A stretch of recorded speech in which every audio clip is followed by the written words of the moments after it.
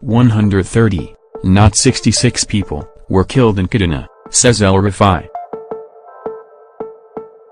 Nasir el-Rufai, governor of Kaduna State, says the number of lives lost to recent attacks in the state has now risen to 130.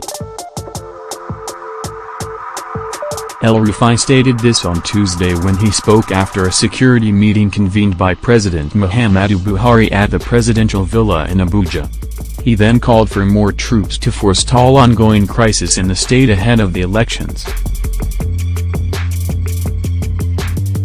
He claimed that over 130 lives were lost to recent attacks in Kaduna local government area of the state.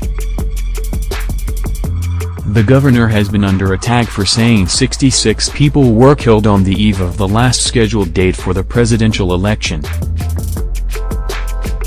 The Center for Democracy and Development, CCD, said although there was an attack in Kaduna, the attacks didn't happen on the eve of the election as claimed by the governor. The governor has now said the toll had risen to over 130. The governor had called those who said nobody died in the attack irresponsible. He said, "The last report we got is that over 130 people were killed, not even 66. And the Fulani leaders are providing the names of all these people.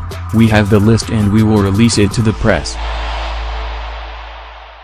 We can release the pictures of the people killed and how the army had to be there to help bury them 2 days after they were killed because the bodies were decomposing.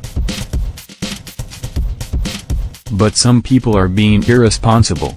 They are pretending this has not happened because it does not fit their ethnic or partisan narrative. It is totally irresponsible because this can happen to any one of us."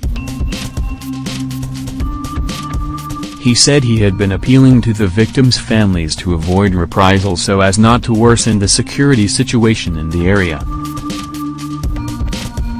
El-Rufai added, "We requested enhanced military presence in particular locations that are either affected by rural banditry. These are the local government of Bernangwari/Jiwang and areas where there has been a history of either electoral violence or ethno-religious intolerance.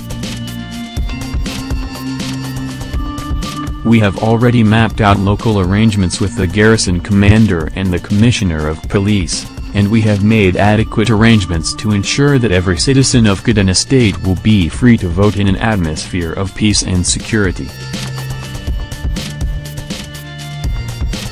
We got assurances from Mr. President that whatever security assets we need in addition to what is already on the ground to ensure peaceful elections will be provided." The governor said the meeting focused on general insecurity in some northern states, particularly Borno, Yobe, Adamawa and Kaduna. The governor of Borno State submitted a comprehensive brief on the situation in Borno and Yobe states, which he is very familiar with, having been on the seat for 8 years, he added. The governor of Adamawa State presented a situation report regarding Adamawa and I submitted a briefing based on what has been happening in Kaduna State in the last few weeks and months. We noted the significant improvement in the security situation across our states, in spite of the challenges, and thanked the federal government for making available security assets to the states any time we needed them, which has led to some level of stability of the situation.